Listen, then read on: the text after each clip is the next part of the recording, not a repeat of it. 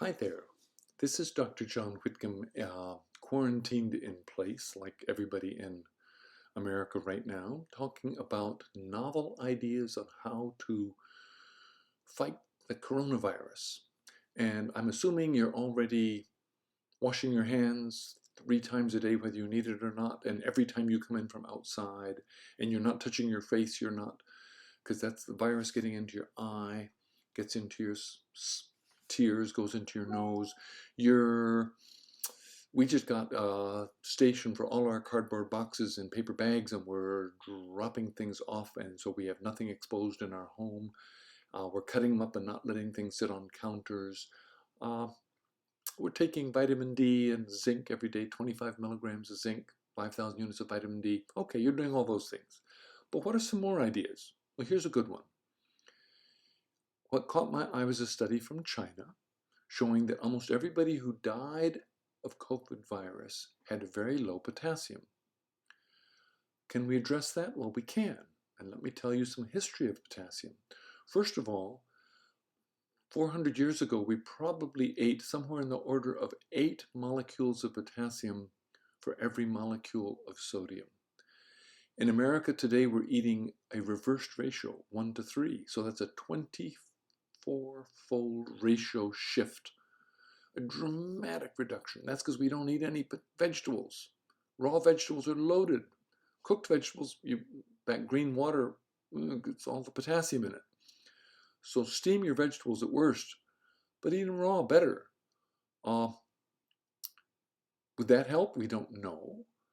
We do know that you desperately need potassium. It's the most important cation inside your cells, and every membrane in your body depends desperately on it. How can you get it?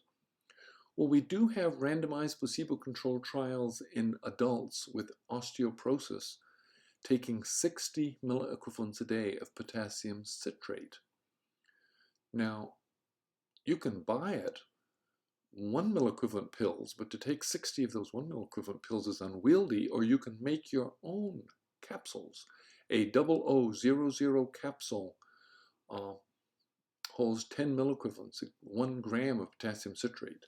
So if you took 2 of those 3 times a day, that's what I'm doing I'm doing an experiment on myself with osteoporosis. So you can take 60 milliequivalents a day. It's probably prudent to check your potassium. I checked mine 6 weeks in a row and it didn't rise higher than 4.3, normal zone.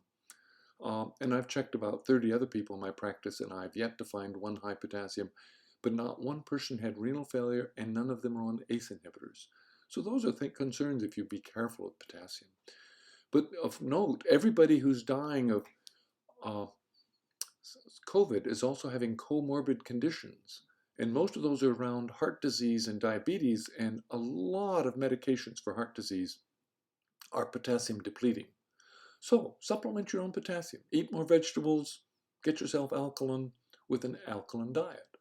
Now, taking potassium citrate 3 times a day will alkalize your urine and stop calcium loss.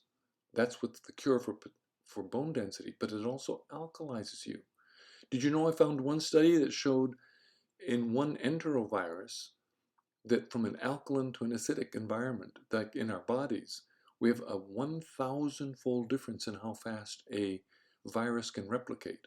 So if you're slightly alkaline because you're taking potassium citrate, do you shift the balance? We have no data on COVID, but it sure is an interesting idea. Another idea, okay, reset. Melatonin.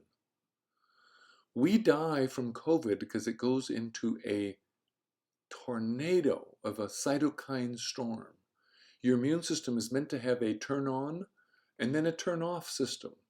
But if you've never seen a particular virus before, you don't have any prior memory that is part of the turning off system. That's why flu shots work. They give you a memory pool so that you never get the cytokine storm that influenza does. But this virus is 3 times worse than influenza, if not 10 times worse. It's certainly 3 times as infectious. Okay, so you want to turn off the cytokine storm. What's the most potent chemical in your body that does that? Melatonin. You thought melatonin was your go-to-sleep hormone, and that it is, but like every hormone in your body, it has multiple actions, and one of them is to turn off cytokine storm. Why are old people dying? Well, here's conjecture. A 1-year-old has a melatonin level of 325 picograms. A 70-year-old only gets to 25. So as we get older, our sleep gets a little rockier. Some of us are quite benefited by melatonin with sleep. But are you taking some? How much do you need to take? If I told you that your level was 25 and it used to be 325, you'd say, where can I get some? Is there any toxicity to it? Well, a normal dose is 1 milligram. 3 milligrams probably gets you up to the 200, 300 range. 10 milligrams, which is widely available, will easily get you up to 300, 400 for at least 6 to 8 hours.